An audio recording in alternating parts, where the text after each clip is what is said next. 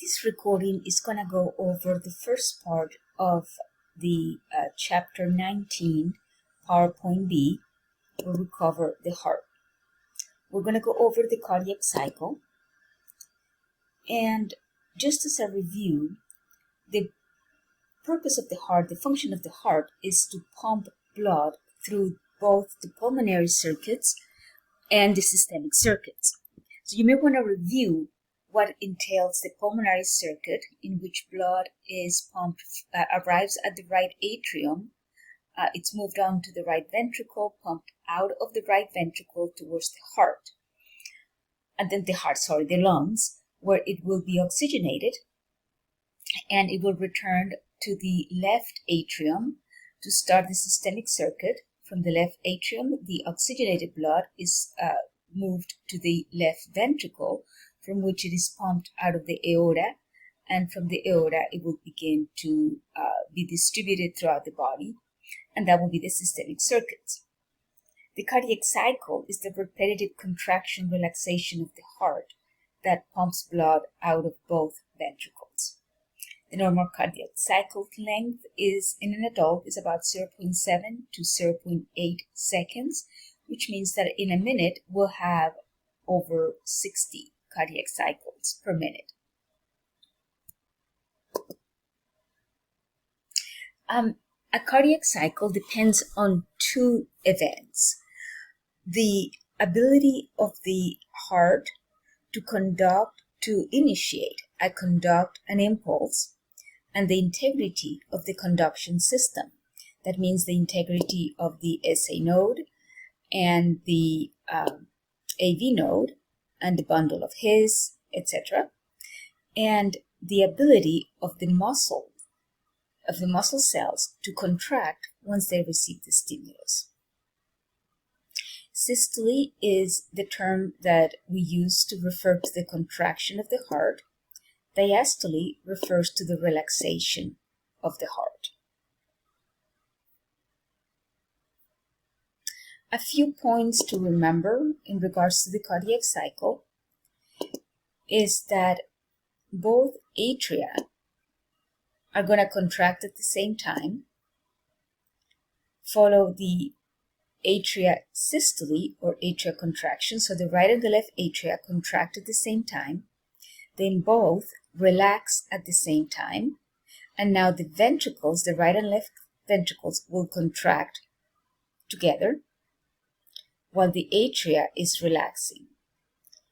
Then the ventricles relax, and there is a period of both atria and ventricular relaxation. Also remember that both ventricles pump the same volume of blood. The right ventricle has thinner walls, and it only has to pump to the lungs, whereas the left ventricle has thicker walls, and the force of the pumping is greater, because that is the side in charge of systemic circulation. It has to pump blood to the entire body. However, the thickness of the ventricles does not affect the volume of blood inside. Both ventricles are going to pump the same volume of blood out. The cardiac cycle is repetitive, and so its study typically picks up at the stage of atrial systole.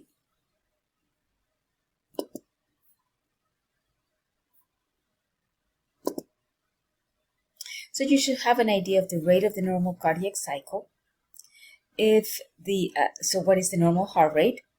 If the heart rate is increased, that means that the cardiac cycles are happening faster, so they're increasing. As they decrease in length, there are more cardiac cycles per minute. You should know that systole is the contraction, while diastole is the relaxation. And since systole is the contraction, and both atria and ventricles contract at different times, but right and left contract together, that means that atrial systole would be one systole, ventricular systole would be the second.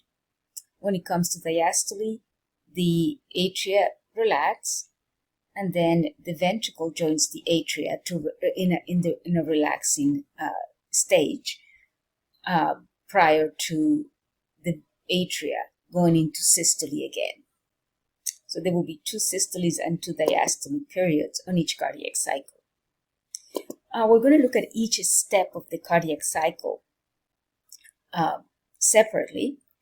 And because this is a cycle, it is typically oftentimes represented in these depiction of the relaxation of the diastole. So let me go back to that. Okay, so this study begins with the diastole of both atria and ventricle, right here. So this first period is the period of ventricular and atrial diastole. So both atria and ventricle are relaxed. Notice that blood is flowing in passively. There is no contraction going on. So blood is going in on the right side, going in on the left side into the atria. And from there, the AV valves are open and blood is passively trickling into the relaxed ventricle, and the ventricle is being filled with blood. So this period of ventricular and atrial diastole is a period of ventricular filling with blood. The second period is that of atrial systole. This is a very short period. You can see here is the shortest of all these cardiac cycle stages.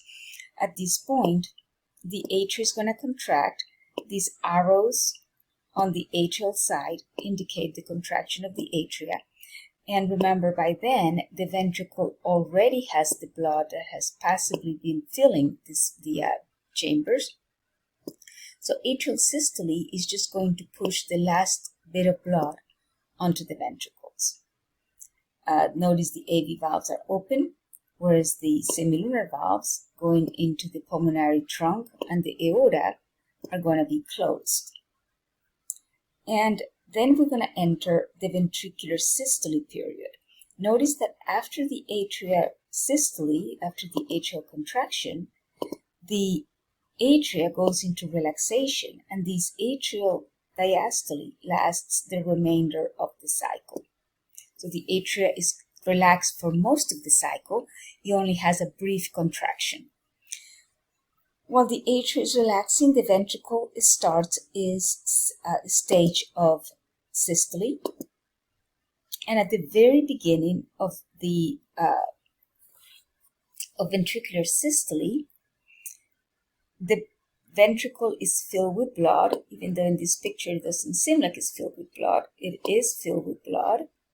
Okay. The AV valves have now closed.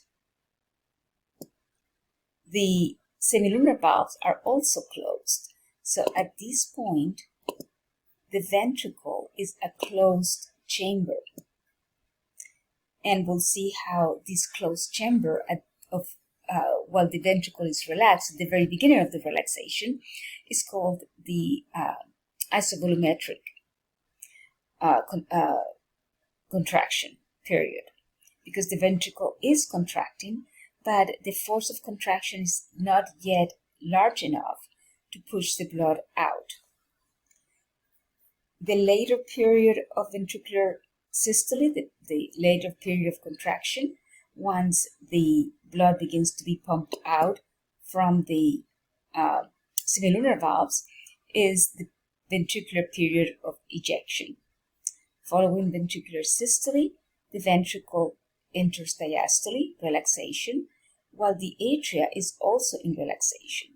So the longest period of the cardiac cycle is the one in which both atria and ventricle are in diastole, are relaxed. So here is again the early period of atria and ventricular diastole, and at this point, AV valves are closed. semilunar valves are closed. The heart just finished pumping blood out of the semilunar valves, and the ventricles are a closed chamber.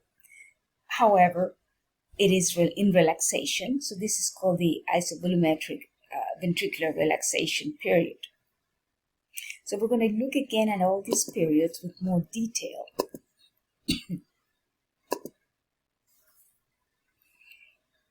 So we're going to start where we left off on the previous figure. We start at the period of atrial and ventricular diastole. This is the period of relaxation of both the atria and the ventricle. This is a period of passive filling of the ventricles. Notice at this point that the atrioventricular valves, the tricuspid and bicuspid valves, are open and blood is passively filling the ventricles. The semilunar valves, however, are closed because these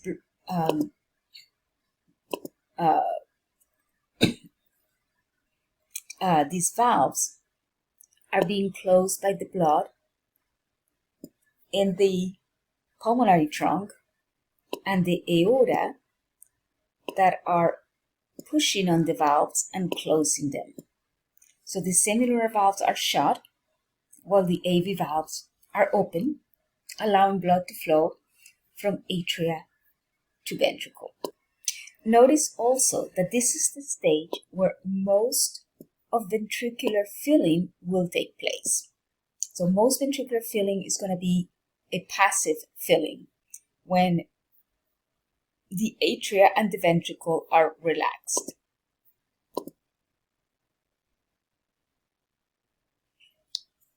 Now we enter the period of atrial systole, while the ventricle continues to be in the relaxed stage.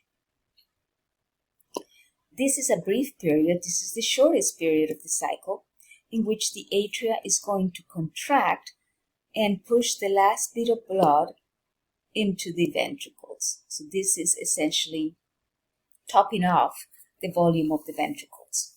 Notice that the AV valves remain open and the semilunar valves remain closed.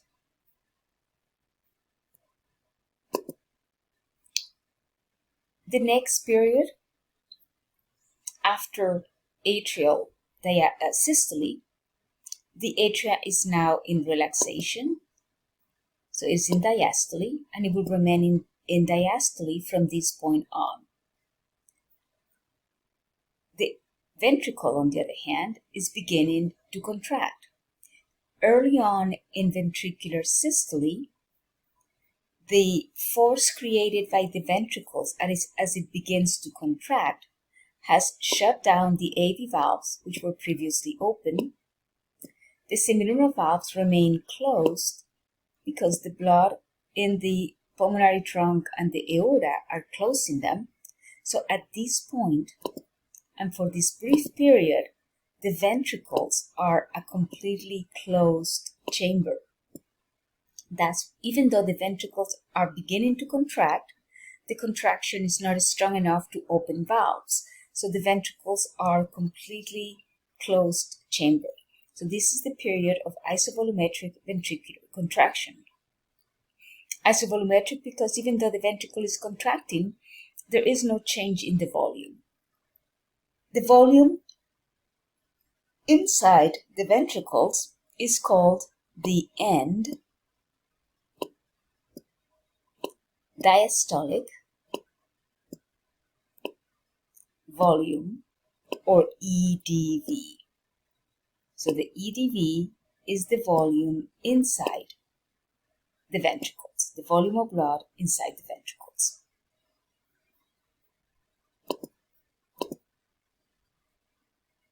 Okay, so we said this is what is happening early during ventricular systole. Remember, the atria is in diastole or relaxation at all times. The atria is relaxing and it is being filled with blood slowly, which is trickling in from the superior vena cava and the inferior vena cava, and actually on the right side. On the left side is coming in through the pulmonary veins, which are bringing blood, the oxygenated blood, back on the left side, on the left atrium. Okay. So the atria is being filled with blood while it is in diastole. The ventricles are progressively increasing the force of their contraction. Again, we're still on the early ventricular systole. The atria continues to be relaxed. Ventricles are filled with blood, and as the ventricular contraction begins, there is the force of the contraction pushing on the closed AV valves and the closed semilunar valves. Remember that at this point, the closed ventricular chambers are in what we call isovolumetric contraction stage.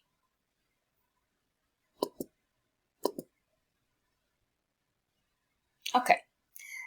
As the pressure inside the ventricles increase, eventually it rises to the level that they, go back real quick, sorry about that.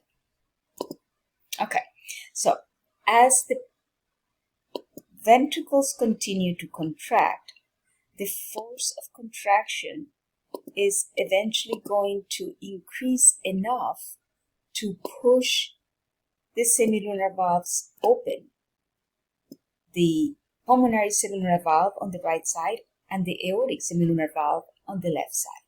So the force of the ventricular contraction eventually pushes those valves open. The AV valves remain shut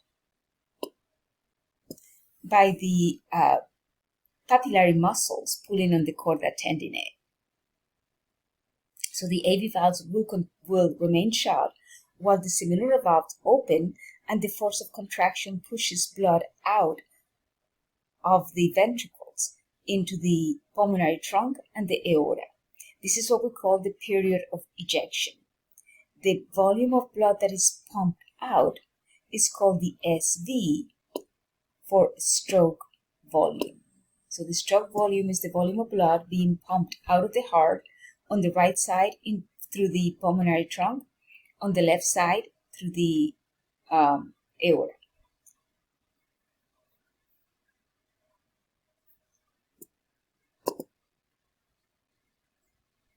Following the period of ventricular systole, now the ventricles are going to relax.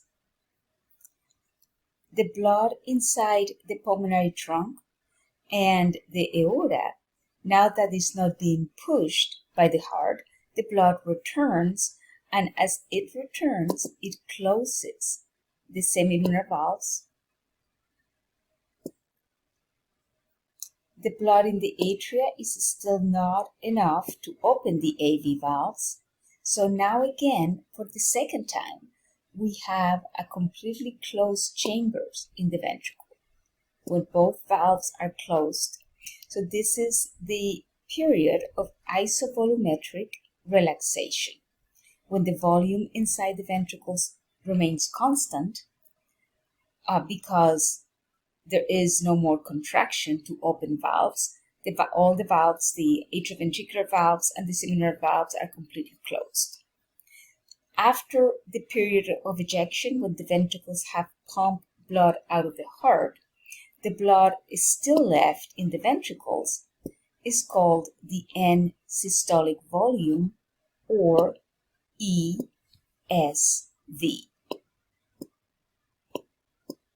So that would be the volume left over in the ventricles after this stroke volume.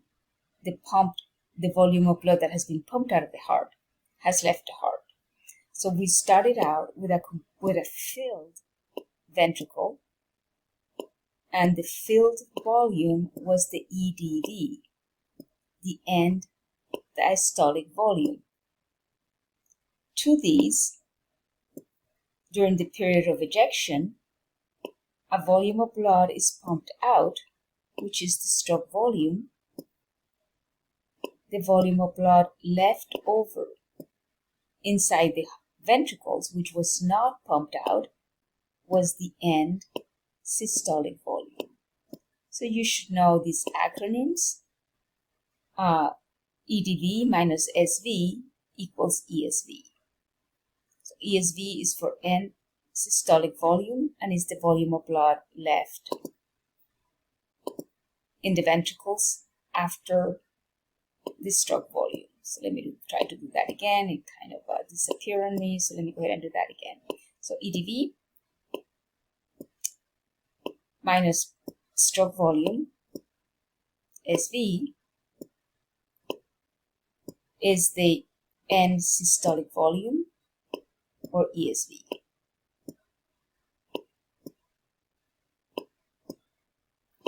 You should know these volumes and what they mean. You should know the acronyms for these volumes. Okay.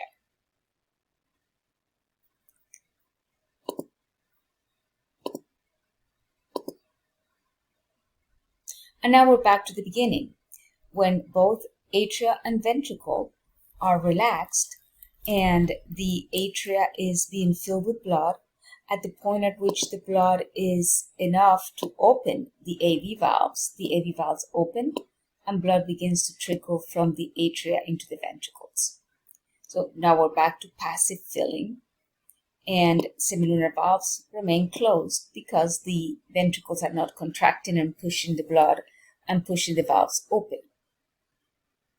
So at each of these stages, you need to review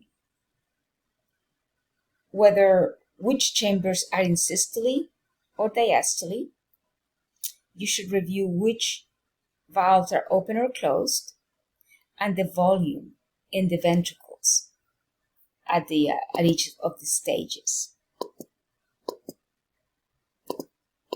So let me just go back and one more time go over this information very quickly.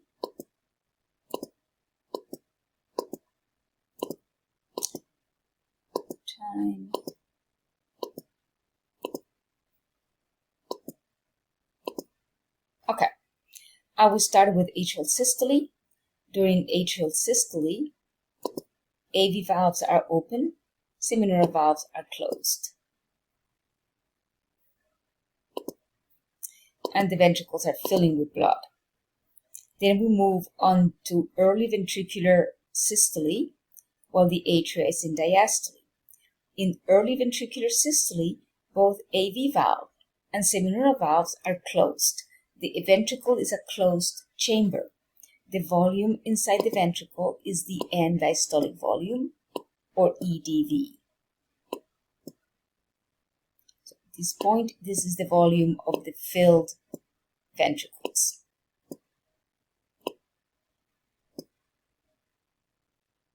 Okay.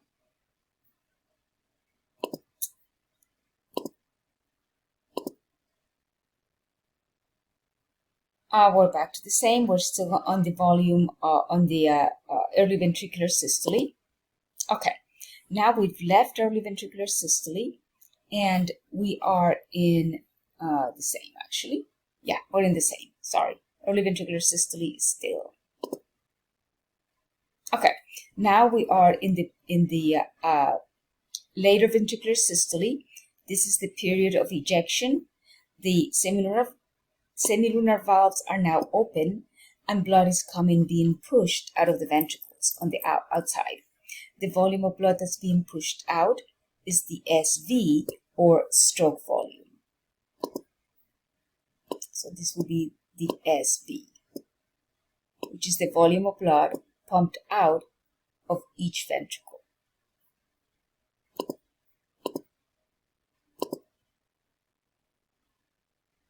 Okay.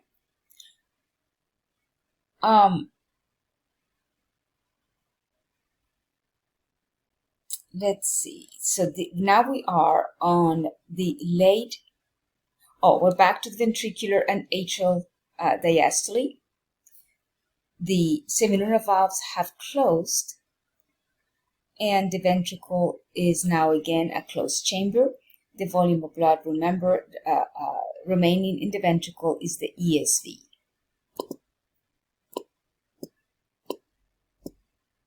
Which is the volume left in the ventricle after contraction.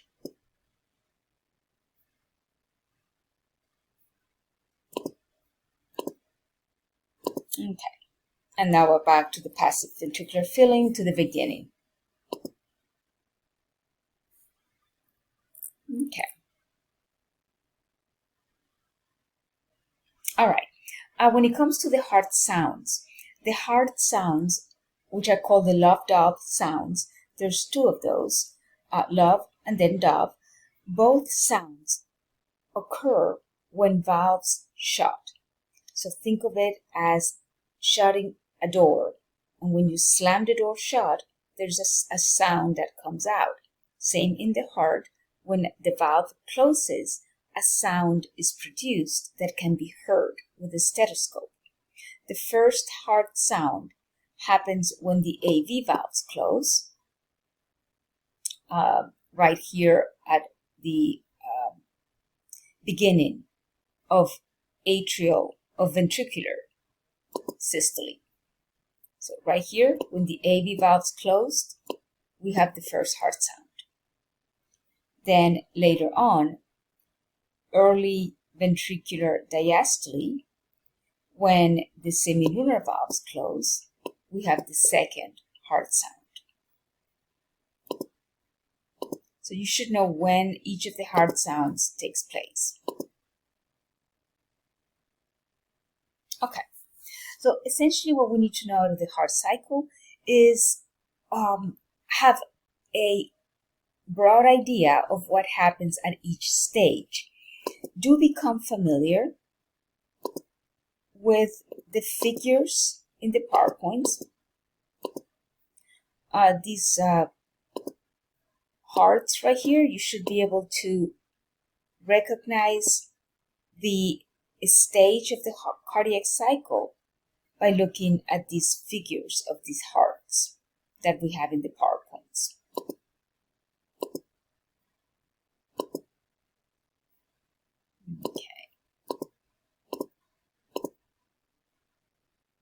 Okay.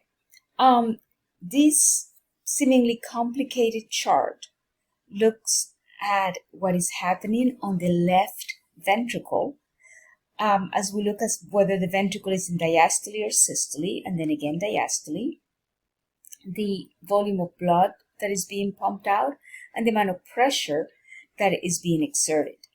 So during diastole, and again, we're just looking at the left ventricle, during ventricular diastole, there is no pressure taking place, but as the ventricle goes into systole, the pressure begins to increase.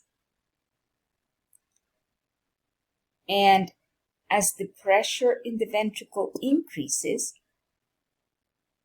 and the blood begins to be pumped into the aorta, remember this is the left ventricle, the pressure in the aorta also increases. That's this purple line here, also increasing. So they're both increasing in unison, with the difference that after ventricular systole, when the ventricle relaxes, the pressure dramatically goes down because the ventricle is now in relaxation. Pressure in the aorta, however, will remain high because blood has been pumped into the blood vessel, and it will slowly go down to its diastolic pressure. Okay.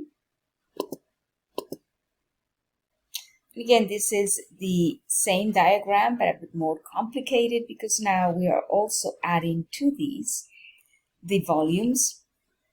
So you can see that the volume in the ventricles. So you can see here the EDV, the end diastolic volume. Here we have again, end diastolic volume increasing. And then we have the AV and the end systolic volume.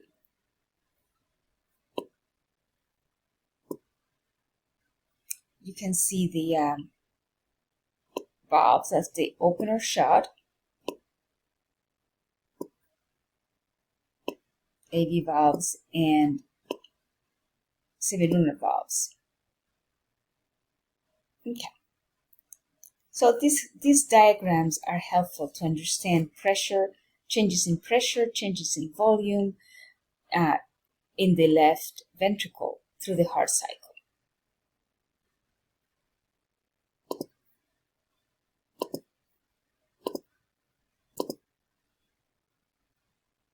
The heart sounds can be detected with leads on specific places in the heart.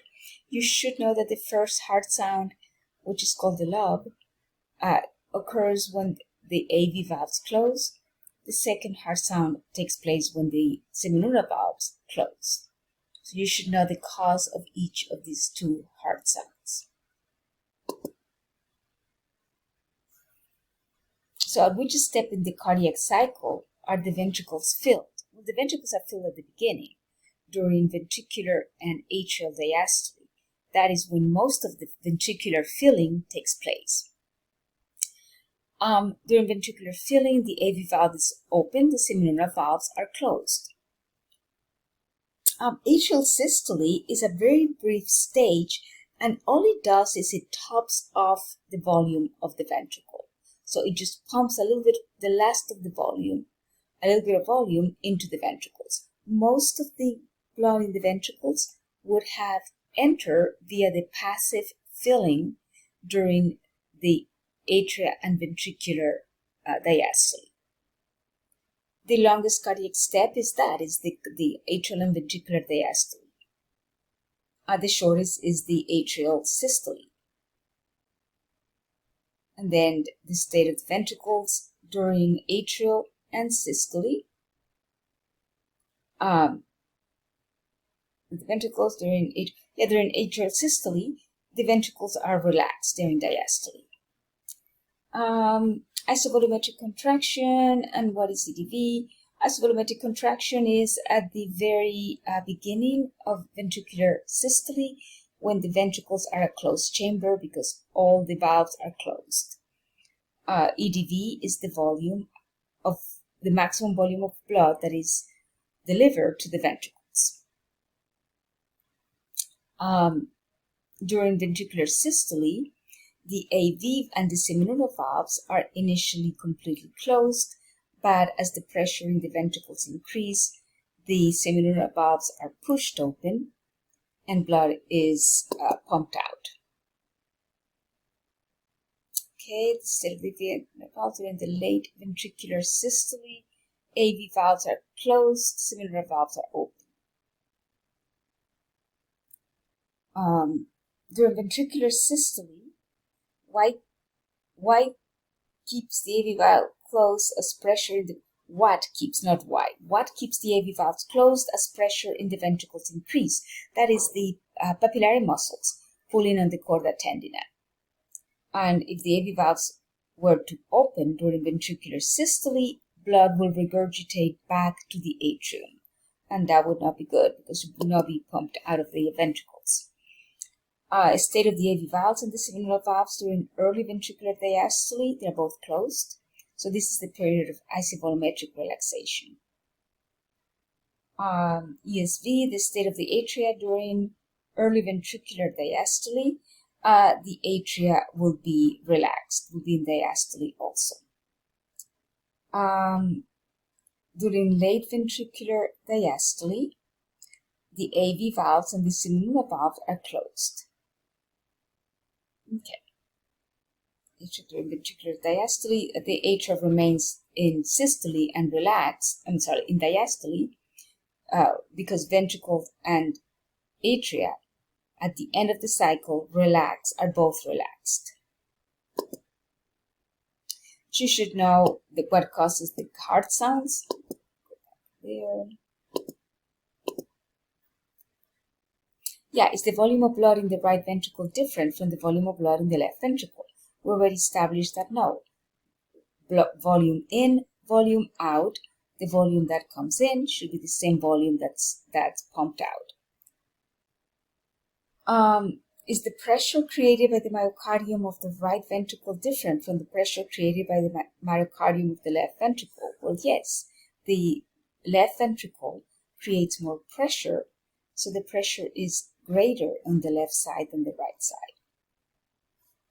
Okay, so this is the end of the first part of chapter 19 at PowerPoint B.